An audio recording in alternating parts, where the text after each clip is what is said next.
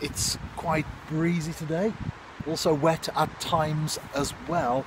I'm down here in the mud next to a lake doing something that I haven't done for some considerable time. I'm dead baiting for pike. I've cast out, got the floats there bobbing around in the waves, and I'll tell you what, it's like I've never been away. It's fantastic watching the floats, waiting for the take. There's something special, isn't there, about a pike picking up a dead bait, and the float trembles, quivers, it moves, disappears, you strike, and it's fish on. Well, let's hope that's the scenario today. In the meantime, a Christmas present from my wife. A way to a man's heart is through many things. In my case, fishing tackle or fishing related things. Well, I'll tell you what, this is great. And I'm looking forward to sitting down with a cup of tea and hopefully get some action on the floats. I've got my umbrella up now.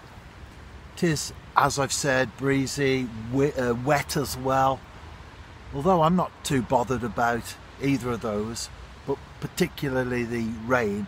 You have to think about your gear, your tackle, your iPhone as well, if you're recording as I do in that manner.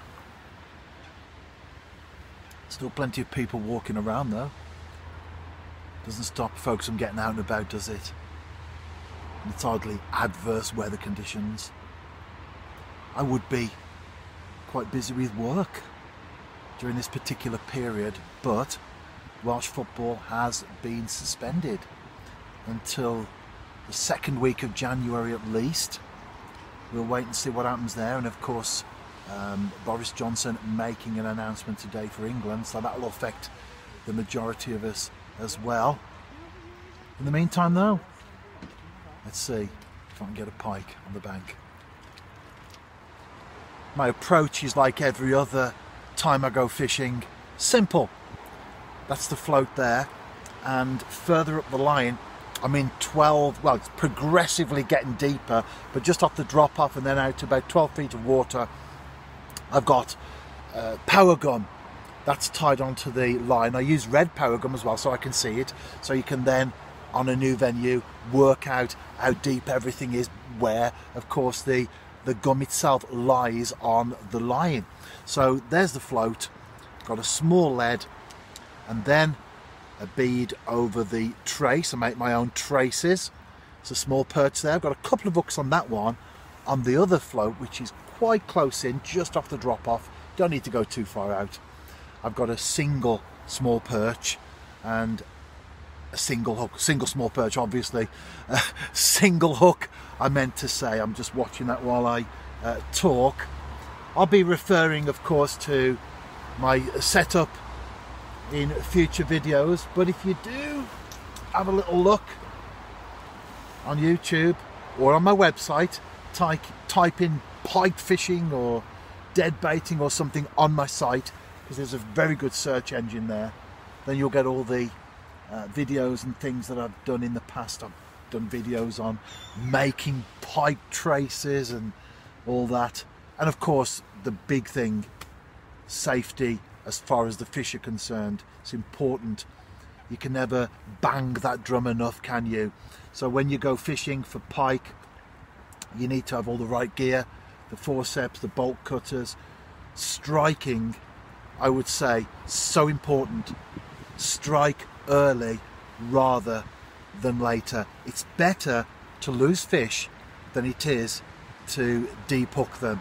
And that's why on the one setup there, the one float that I'm watching, it's just a single hook. On that one I've got two, but on that one just a single hook. So important.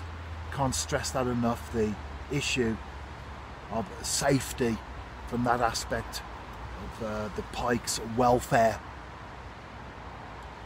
Pike look like they are ferocious creatures, but in reality they're quite delicate and they need to be treated as such.